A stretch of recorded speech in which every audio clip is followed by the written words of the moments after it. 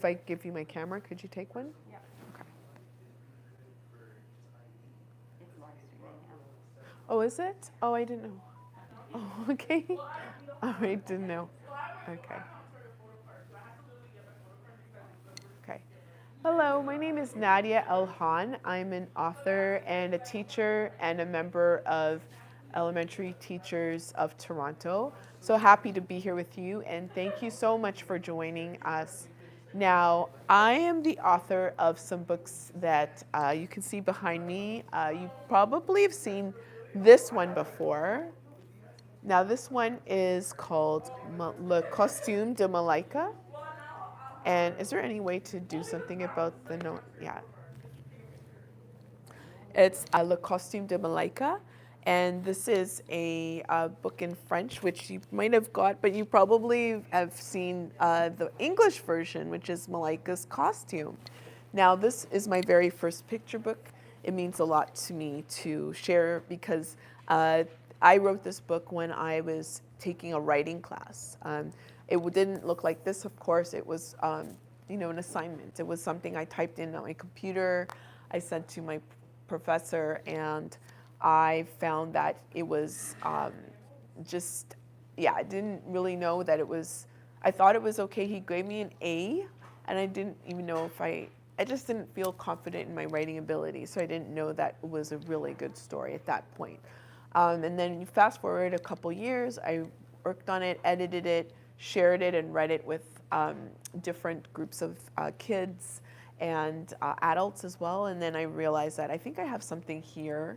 I sent to a contest, and it didn't win the contest, but I sent it to a publisher, and it was accepted. So it became Malaika's Costume. I'm really proud of this book. It was given to all the grade ones in Canada for the TD Grade 1 book giveaway in 2021. It was also made into a float for the original Santa Claus parade that year. It is a huge honor to have a story that I thought of in these spaces. The story is about a little girl named Malaika. She lives in the Caribbean with her grandmother, and her mother is in Canada working to send money back home to support Malaika and her family. And all I know is that she wanted to be in the carnival, and this carnival season is the first carnival without her mom, and she wanted to be part of it, but she doesn't have money to buy her costume. So the story is basically about how she figures out how to be part of this experience that her friends are having, that her community is having. And I hope it inspires you. And I've let you know that I've even read this for my grade 8s and high schoolers. So I hope there's something you can find special in this story. And after this book, I had an idea for what would come next for Malaika. I imagine Malaika leaving the warm, sunny Caribbean island and then ending up in a cold Quebec winter. And I can imagine what that would be like. It would be a lot of culture shock and new language and new climate. And not only new climate, new language, and a new family, because she has a new stepdad and a new stepsister. There's a new carnival. So this whole story is a migration story. It's fun, and hopefully you'll enjoy reading this one. And the next book in the series is called Malaika's Surprise. Now, this story is all about Malaika again, but this time there's a change in her family and there's lots of surprises. So if you like surprises, another part of the story is she has she meets a new friend, she makes a new friend, and this friend has the same name as she does. But there's just more surprises in this book. So I don't want to give it all away, but I hope you enjoy reading this particular story. And last but not least, we have Malaika Carnival Queen. This is a story that comes out in May. I'm really proud of this one. It's the 4th Malaika book. And it's all about Malaika's experience. She has some questions. She has some questions about her just about her family. And I hope that you enjoy reading it. I'm just going to read a first page for this one. And I have to say, I really like the purple. Like, to me, it's just a gorgeous book. I do say so myself, not just because I wrote it. I dream of a man flying through the air, carrying a basket of fruit, apples and peaches, cherries and grapes, pears and plums. But he give me a mango?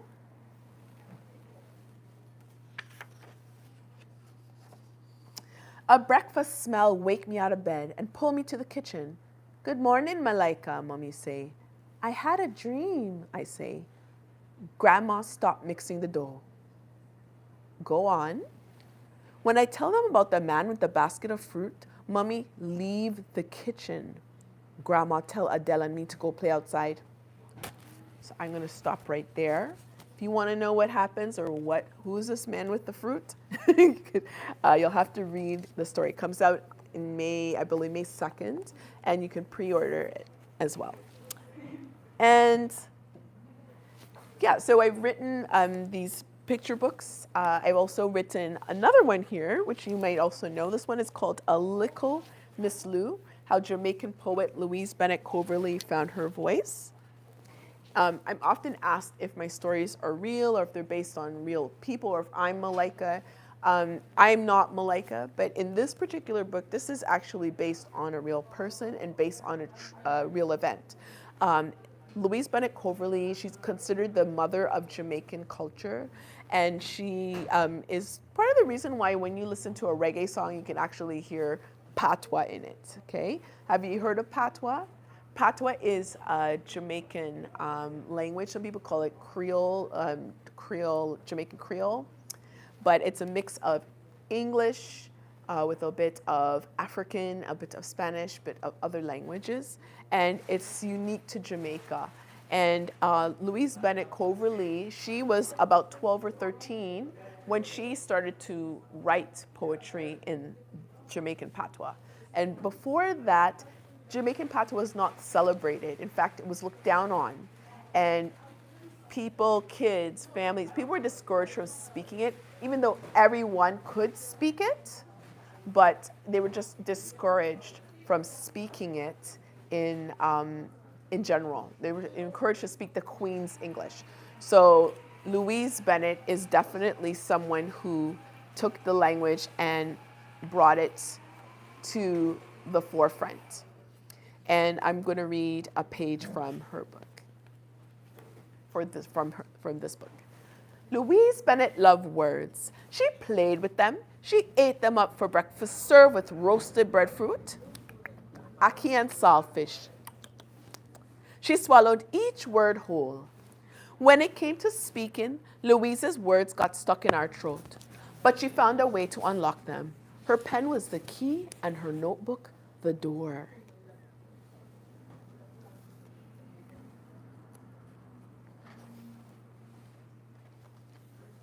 At school, Louise's teacher thought that words had to click like clacking wheels, and that sentences should line up like the tramcar tracks in Kingston. Louise got good grades, but she wanted more. May 1st, 1928. I wish that I could be a poet great and with my pen, trade paths of peace and harmony for the uncertain minds of men. Louise. Each day she passed the men working on the Kingston street, weary and glistening in the broiling heat. They heaved and huffed, heaved and huffed, heaved and huffed, filling the sides of the dirt road in a rhythm, singing, Hill and Gully Rider. And you're going to be my echo, you're going to sing, Hill and Gully, Hill and Gully, Hill and Gully Rider, Hill and Gully, and I bend down low down a hill and gully, and I bend down a low down a hill and gully, and I bend down a low down a hill and gully. Hill and Gully Rider, Hill and Gully, Hill and Gully Rider, Hill and Gully, and I bend down a low down a hill and gully, and I bend down a low down hill and gully, and it's better not to tumble down a hill and gully.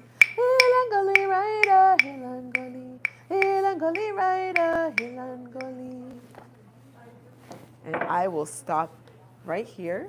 And if you'd like to find out what happens next and how this poet, who eventually became a writer, a playwright, a stage actress, a radio personality, she became so many firsts. She was in James Bond film, all these wonderful things. And she spent 20 years here in Canada. So if you want to learn more about her humble beginnings, please pick up this book. And I hope you enjoy that. And I also like to know if there are any questions. So, we thank you very much, fellow teacher. So we do have some questions, if that would be okay. Sure. So, you know, what has been, like, how do you get your inspiration? You just shared with us Little Miss Lou, and obviously Little Miss Lou touches you from both, very personally, deeply. You know, how did that get your, how did she inspire you, and how do you get other inspirations? Sure. So I've known about Louise Bennett Corbett probably around age 10 or 11. I actually discovered her name in a book, and it was a book of Caribbean songs, and a lot of the songs in the book were attributed to Louise Bennett Coverley. So I hadn't known who she was before that. I asked my parents about the name, and then of course they knew who she was. My parents are from Jamaica. And also I hadn't known that she was living in Toronto at the same time I was discovering this. I thought she was living in Jamaica. She wasn't a real person to me yet. And then many years later, I became a teacher, and I was teaching at the Afrocentric Alternative School. I had some first graders, and because at that time, I found that I was creating a lot of material for my class. I was writing songs, I was writing poetry, I was writing stories, and I wanted my students to learn about Miss Lou because it was Poetry Month. I believe it was like May, and I wanted them to know about her, and I was looking for a poem that was age appropriate for grade 1 that they could learn and they could read. So I chose Education Stutteration by Louise Bennett Coverley. And it goes, I'll just do a little bit. Me fill up my purse with money. Them teeth it away from me. Me fill up my belly with food. And as me sneeze, me feel hungry. Me fill up my brain with learning, with sense and knowledge grand. Me feel relief, not a thief can thief me education. So that, I taught this, it's a longer poem. I gave it to my students, and 3 little girls came back, memorized it. And wow. they performed it in class, Jamaican patois, with a lot of attitude, and they owned the words. And I said, oh my goodness, you need to say this on the announcement. So they did that. And when I saw the joy that those words brought them, the joy that my students had, because this is a language that they hear at home, in the street, and at the store, it's at part the of shop. culture, isn't it? It's part of their culture. Yeah. So to learn it at school and see it on paper, that was still very different. That was revolutionary. That was something they'd never seen before. So when I saw that spark, and I realized, okay, there needs to be definitely a book about this. And in one of my writing for children classes, we had an assignment. We had to write about an important figure in history, or a life, about someone's life, and I knew right away who it was going to be about. So, so I just do that. Things often it's things that happen in real life might spark curiosity or a question, and then I can write a story about that. I often include real things like that have happened to me, or with real people. I get inspired by news, I get inspired by culture, arts, and I also get inspired by wanting to see everybody reflected in my story. So I do bring in diversity because it's needed. Oh, yeah. Wow. So tell me, what was the first book that ever made you cry? I don't know. I don't cry as easily, right. but I'm beginning to think of a book that really resonated, and I can't think of one right That was totally now. unfair for me. I just can't think of one right now, but yeah. But tell me about your writing. Like, so does writing energize you, or does writing exhaust you? Like, how does How do you balance that? Because what I don't think some of your audience know is that you're like on 24/7. It feels like.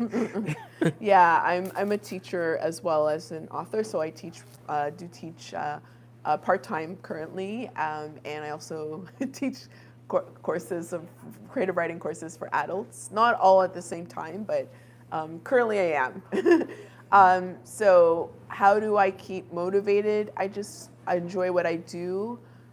It seems to be making impact, and there's definitely an interest. And when people feel seen, that makes me feel like I've done my job. If they read something in a book that makes them feel recognized and seen and acknowledged and noticed, it makes me feel like I've done my job. So that I want to get that spark, and that's part of reason why I do what I do. Yeah.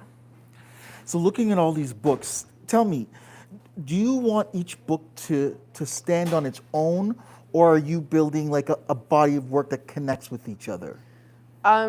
Well, I think for the series, the Malaika series, they all do connect with each other. I do have other books that I are not on this table, but I don't have, what does connect everything, I think, is just the fact that I write for, I love to, I'm inspired by Caribbean, Black culture, and history, events. I like to inspire people, and those are general themes, but those are the things that connect all of my stories, I think. But in terms of like a body of work, I just want to keep writing, and I want to write stories that interest me, but also the kind of stories that I wish were the books that I'd want to read. Like that's a Toni Morrison quote, is just, if there's, or is it Maya Angelou? It's, I believe it is, oh, I can't remember now. But it's either Toni Morrison or Maya Angelou, but it's something along the lines of, if there's a book that you want to read and it's not out there, you should be the one to write it. Yeah. So what advice would you give your younger self? We have a lot of young authors that will be watching this. What would you say to your younger self about writing? I would say just keep writing and enjoy it, but also recognize that it is a passion that I have, and also that it's a talent that it means something, it's valuable, and that I could actually create.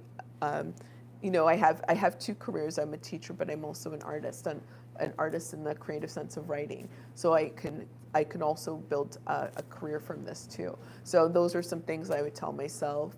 I would also tell myself to not be afraid to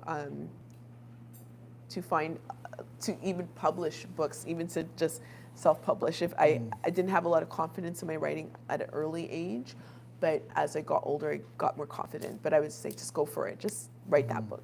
Yeah. How old were you? How did you realize? When did you realize that the written word, had so much power? I was probably about 7 or 8. Do you mind sharing? Sure. I remember trying to create. I have an interest in illustration as well, so I remember trying to create like a story, but I didn't really. I didn't have the materials to do so, but I tried with what I had. And I remember the first story I remember writing, I was in grade 3, and it was about a fish, the adventures of this little fish. I drew the pictures and I wrote the words. I remember the kids were like, "You didn't draw that," and I was just like, "What? I did draw it," But just to know that it could create this world and create a character living in it, and people can interact with this character. So I think probably around age 8, and I knew those words were like I just loved them all. I was like like Louise in the story. Like I just loved words. I loved to eat them up. I just loved them so much. And so tell me, how many unpublished books or writings do you have undercover right now? I have so many. I can't. I just. I have a list of ideas, first of all, so of book ideas that I'd like to write one day. And I have unfinished novels. I started trying to write novels when I was like 12. I have things that are half written, partially written. And I'm really happy to say that I did finally finish one of those novels, and it's a manuscript, and I've sent it to my agent now, so I'm just waiting to hear back from her about some thoughts. But I've had a few others read this novel, and I've been working on it for many years. So Wow. yeah, so I have a lot of I have definitely more than what you see here that are not published yet. So then is research involved when you're writing process, and what kind of research, do you do, and how much time do you spend researching before you actually start the book? It depends. With this A Little Miss Lou, the whole process took 7 years between the idea that, hey, I want to write a story to now what, right? I had to do a lot of research for that particular book because there's not a lot of written about her life, book-wise. So I had to do, some interviews. I needed to call people. I needed to visit her archive. So it took between the idea to the end, about 7 years in total. But yeah, some books just come like that, and some are just like, I may have to, like, after I wrote this story, Malika's Winter Carnival, I got a grant. I went to Quebec City, and I wanted to experience the carnival. Unfortunately, I didn't get the grant in time to experience Quebec Carnival, but I did get to go just to experience a winter, a few days of winter in Quebec City, and talk to people and visit schools and interview people. So that helped me to at least know what I had written wasn't way off, and helped me to fill in some details and add that richness to the story. Okay. So tell me, do you read your book reviews, and Yes, I do. How do you handle the good and the bad? I don't. I don't think you get any bad anyway. I but do, but it's not. I'm like, I know it's not that bad, and I do write reviews as well, and I can be pretty harsh as well. So so I actually appreciate it, and sometimes they make me chuckle, to be honest. Right. It's just I'm like, okay, they think this. I'm like, ha ha ha, or they didn't get it. No, that's not it. No, but I do love to read them. Yeah. Okay. So I'm not concerned about it. I think. I don't know if it's maybe I haven't written the book that I'd be really worried about yet, but currently they're usually things like, I'm like, did you read the summary? Do you one person wrote me and said this is written in bad English, but I'm like, it's set in the Caribbean, this is patois, and he's like, I don't know how to tell my daughter just to it makes it look like Black people don't know how to speak, and I'm like, one picture book about this is going to do that. I said, well, why don't you talk about English and the different kinds of English people speak? Wow. So there's a way to go around that, but I don't mind. I understand we all have different points of view. We all have different experiences, and we all, when we read something, are going to react to it differently. So I'm all good with that. Okay. So thank you. So Yeah. look, oh, go ahead. Yes. Yes. With the Malika series, what was the process of finding the illustrator and that you were happy with how she was demonstrating and portraying the Yeah. characters you had in your head? Thank you. That's a good Question. question. Great As I question. mentioned, I have an interest in art, and originally I wanted to illustrate my own book. I have a portfolio, and when you're applying, first of all, I'm not self-published. I haven't had a publisher. When I sent the story to her, and she said she liked it and she was interested in publishing it, that's when I sent my portfolio and said, by the way, I also do this, and I'm interested in illustrating my book. The thing is that there's a lot of trust that needs to happen, and I was new at all of this, but to trust that the publisher knows what they're doing, that they have enough experience, and they're going to try to put your story in the best and most marketable light, because you have to sell. At the end of the day, they're putting a lot of money to create your book, publish your book, and they want it to sell. So I had to trust, and also kind of be a little bit humbled by the fact that they didn't want to use my illustration. And I went back and said, maybe it's just not time, maybe I'm not ready, maybe I need to work on my illustration a little more. Maybe this is not the right project, but I did have a clear sense of what I wanted it to look like. So, I wanted it to be mixed media. And they also asked me if I knew anyone, so I did ask around. They had somebody in mind, but he didn't do mixed media. So they had someone else in mind, and then it turns out, it was Irene, and I really like her art, and I'm glad that I made that, I'm like, yes, okay, I agree. And I'm really pleased with what she's done, and I'm also happy I didn't have to stress out to look for the right illustrator myself. Even though they gave me that option, even though they gave me a chance to have a say, it wasn't like all up to me. I had a team that was like, okay, we think she'll work, what do you think? And that's what I like, that collaboration. Nice. Nice. So tell us, how do we get a hold of you? How does everybody, the teachers, how do students, how do parents get a hold of you? Sure, so you can get a hold of me on, do I have a website? It's www.nadiahohn.com. So that's Nadia, NADIALHOHN.com, NadiaLHohn.com. My Instagram is at NadiaLHohn_author.